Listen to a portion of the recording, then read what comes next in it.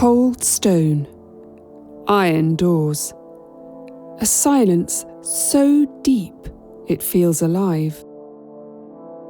These are the bones of Gloucester Prison, a place where punishment, suffering, and fear became part of the very air. But long before this was a prison, it was a fortress. Tied to Gloucester's defence for nearly 2,000 years, the ground beneath these walls has seen Roman garrisons, medieval knights, and condemned prisoners waiting for the hangman's noose. Each generation has built over the last, layer upon layer, rewriting violence and control into this small corner of the city. It's little wonder that some believe the echoes of those centuries never really faded. In this video, I'll be exploring the haunted history of this imposing place, how the castle transformed into a county jail and one of Britain's most notorious prisons, what the future may hold for this disintegrating site, and why so many claim the souls of its former inmates still walk the dark, crumbling corridors. Join me as we step within the confines of HMP Gloucester. We find Gloucester Prison on the western side of the city centre, a short walk from the beautiful cathedral. From the outside, the high walls rise like a warning, thick and still imposing. But the site's story stretches far beyond the structures we see today. The first defences here date back to the Roman era, when Gloucester, or Glavum, was founded for retired legionaries. By the Norman period, a castle stood here, built around the year 1113 by Walter de Gloucester. It became one of the key strongholds guarding the city's western approaches, with stone towers and curtain walls that would later shape the footprint of the prison itself. Gloucester Castle served as both a royal residence and a place of imprisonment. King Henry III improved it and often stayed here. Over time, though, the castle's military importance waned, and it fell into decline until only the keep and gatehouse survived, with the keep continuing in use as the county jail. By the 18th century, conditions here attracted the attention of prison reformers.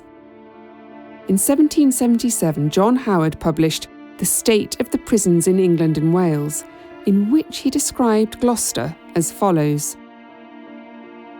Many prisoners died here, and always, except in my last visit, I saw some sick in this jail. The large dunghill that one constantly sees near the stone steps may be one cause of it. The whole prison is much out of repair. In 1787, construction began on a new prison complex, part of the great wave of reform inspired by Howard himself. The design was modern for its day, radiating cell blocks, central surveillance, and a chapel intended to encourage reflection and repentance. Yet for many who entered these gates, there was little chance of redemption. For years, executions took place in the open air in front of crowds gathered to watch. And inside, isolation and despair were common companions. When the new Gloucester Prison opened in 1791, it was seen as a symbol of progress. As well as the chapel, the complex included a reception area and an infirmary. In 1826, a separate debtors' prison was built within the grounds. And the main gatehouse was designed with a flat roof to best display the execution of prisoners, a public spectacle. The last public hanging at Gloucester took place on the 27th of August 1864. The condemned was Lewis Gough, who had confessed to the brutal murder of a blind widow named Mary Curtis. It's reported that people started to arrive at the prison from 5 o'clock in the morning to ensure they got a good view. After that, hangings continued, but within the prison walls. As recently as 1912, a purpose-built execution chamber was added, complete with a scaffold and trapdoor. It was, unfortunately, far too easy to earn a death sentence in 18th century England. The so-called Bloody Code meant that one could be hanged for stealing sheep, for forgery, for cutting down trees, and even for helping someone accused of these crimes.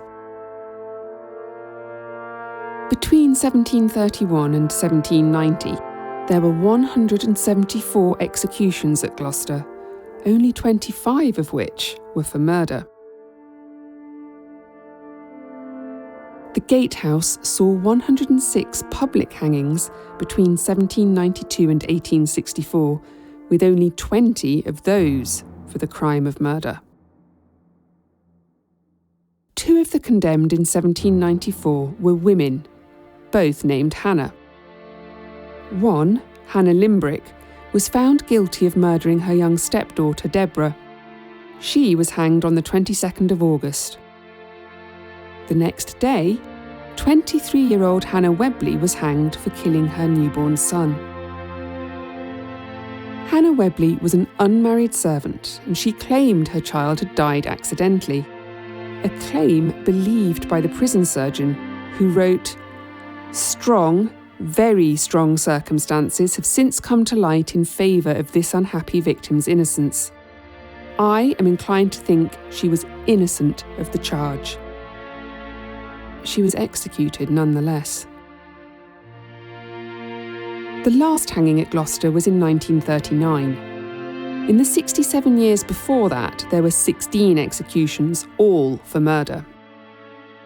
One of the most infamous was the case of Herbert Armstrong, a solicitor accused of poisoning his wife Catherine with arsenic. The prosecution claimed that he had an involvement with another woman and had amended his wife's will in his favour, a financial motive. The defence argued that Catherine had taken her own life. Armstrong was found guilty and executed on the 31st of May 1922. More than 1,000 people waited outside the prison for news that the hanging had taken place. Ralph Smith was the last person to be executed here. Convicted of the murder of his landlady, Beatrice Baxter, Ralph was hanged on the 7th of June 1939. Only 100 people waited outside the gates for confirmation of Ralph's death. Maybe there would have been more if they'd known this was to be the last hanging at HMP Gloucester. In her excellent book, Hanged at Gloucester, Jill Evans lists every name and every crime. Over a 133-year period, 54 people were hanged for stealing sheep, horses, cattle or wheat. The prison site saw 123 executions between 1792 and 1939. What a terrible waste of life. By the 1970s, Gloucester Prison had long since outgrown its original design. The Victorian blocks strained under the weight of a modern penal system. In 2012, an inspection report found that the infrastructure at HMP Gloucester was poor. The accommodation was dark, dingy and overcrowded. They found the toileting arrangements flawed and demeaning, and that inmates were locked in their cells for most of the day. The gates at Gloucester finally closed for good in 2013, ending more than 8 centuries of captivity on this same patch of ground. Today, the prison stands silent, its corridors stripped of inmates and guards. Paint flakes from the doors, and footsteps echo down empty landings. But for all that, the place doesn't feel empty. There's no denying that even in the company of a group of other visitors, the prison has an oppressive atmosphere, a certain unease, as though the suffering of centuries has soaked into the very fabric of the place.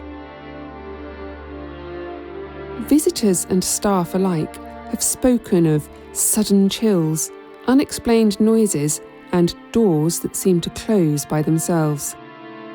The clang of metal rings out from areas of the prison known to be empty, and people report hearing footsteps walking up and down inaccessible stairs.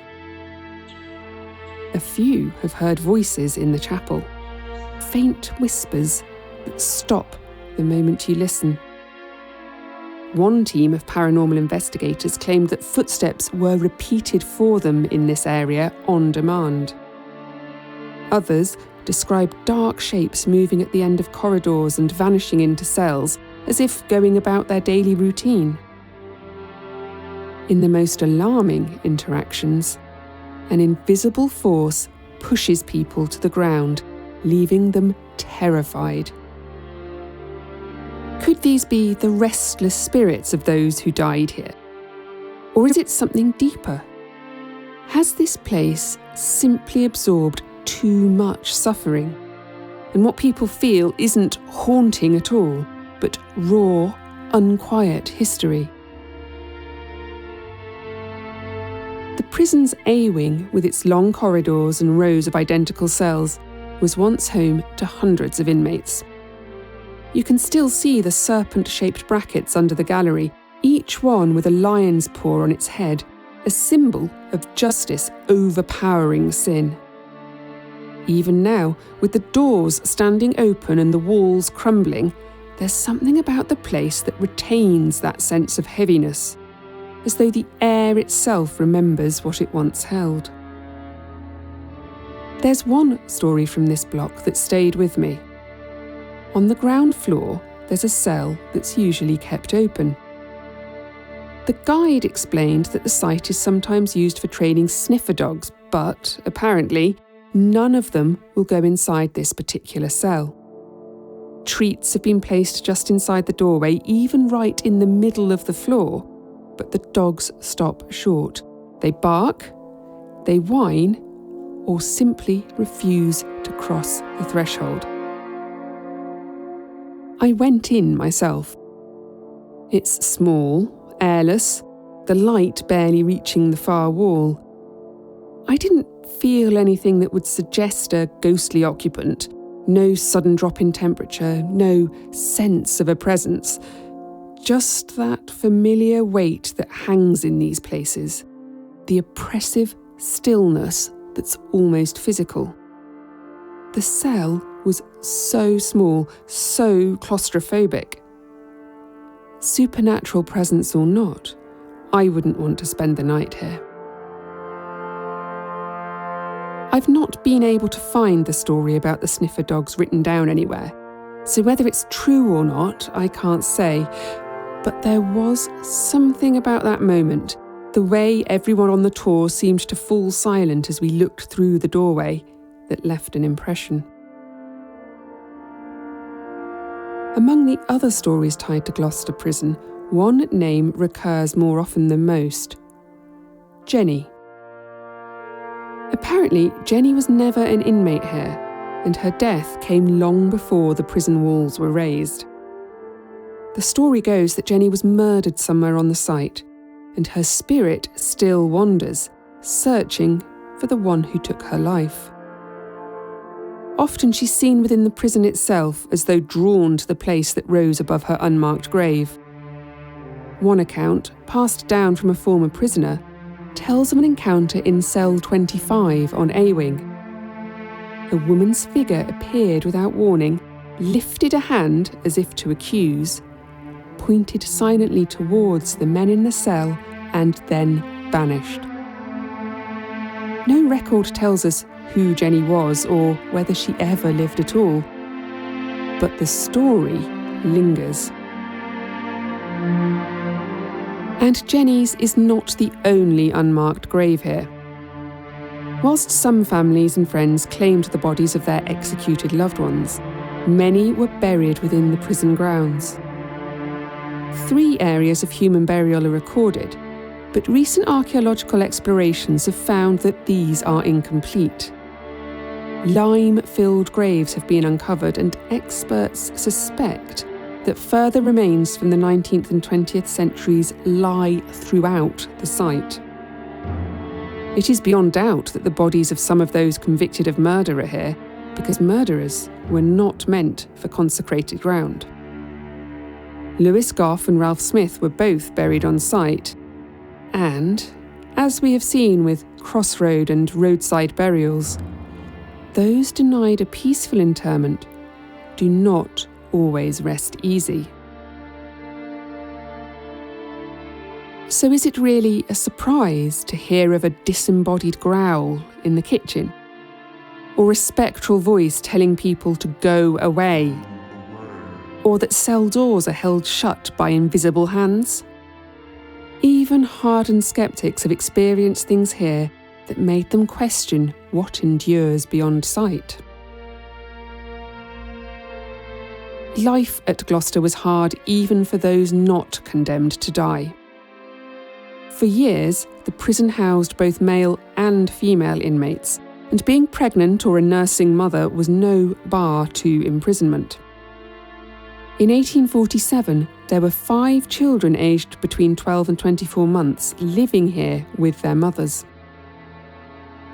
For many years, there was no separate accommodation for juveniles, and horrifyingly, there were plenty of very young prisoners.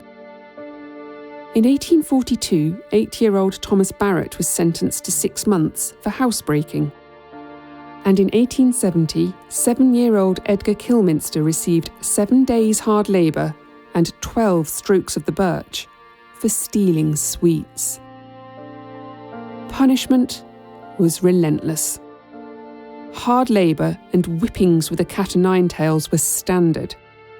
Gloucester also had a treadmill installed in January 1823. Prisoners had to walk 6 or more hours a day, climbing the equivalent of 5,000 to 14,000 vertical feet. While the purpose was mainly punitive, the mill could be used to pump water and operate a ventilation system. But bear in mind, the prison diet consisted mostly of bread and gruel supplemented with some vegetables. Hardly sufficient fuel for 6 hours hard labour. Solitary confinement in a dark cell was another regular form of punishment, meted out for anything from swearing to shouting to gambling. Little wonder there was so much sickness and injury in the prison. Sadly, mental illness was woefully misunderstood. Cold baths, electric shocks, and straitjackets were used to treat prisoners who presented with symptoms of depression or mania. And suicides were common.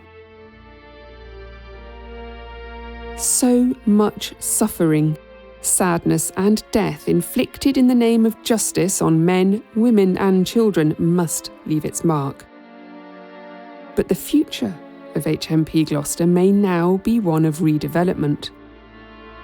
Some of the buildings are listed, so the plan seems to be for the demolition of non-listed structures to create residential dwellings. Excavations have located the remains of the 12th century castle keep beneath the prison basketball court. The remains of some prisoners have also been found. What else may be uncovered as work continues? And would I be comfortable living in a flat on the site of a condemned cell, where people were punished and suffered and died, where echoes of that past are said to roam, not all with kindly intent? Perhaps it depends on how you see places like this. To some, it's a valuable piece of land, ready for renewal. To others, it's a memorial in stone, a place that holds the memory of every life touched by its walls. And maybe that's what gives Gloucester Prison its strange, enduring power. The The stories of ghosts and cold spots, the whispers in empty corridors, they speak to something older and deeper. A sense that history is not gone, only waiting beneath the surface. Long after the cells are gone and the corridors fall quiet, the ground itself will remember. Because this place has always been a fortress, and the past, like a fortress, never truly lets go. Thank you for joining me today. If you've enjoyed this journey into the hidden past, please like the video, subscribe and share it with someone who loves a good haunting.